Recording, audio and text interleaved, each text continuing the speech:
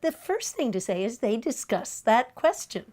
They haven't forgotten that there is a world out there and there is a question about how we participate in it. I guess to me, the most moving one is Cicero, the Roman statesman, because he was a great statesman, a passionate Republican, but he also cared deeply about philosophy. He wrote philosophy, and he writes to his son, who's actually a not very bright young man, that you must go study philosophy because you have a duty to serve the public realm, and the public realm needs philosophy. Now, what did he mean by that? He means we need, well, many things, but we need to think about what our duties to others are in a very general way. We need to think about things like friendship and the possible good and bad of friendship.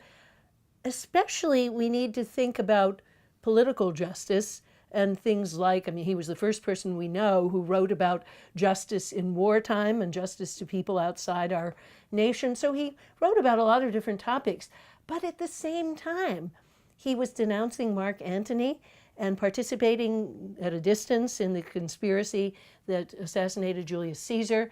And in his letters, he says that he feels like his heart is breaking because his daughter had just died in childbirth, whom he deeply loved. And so and the Republic was collapsing. And he says the two things he loved most, the daughter and the Roman Republic, were dying. But what does he do at this moment of deep grief?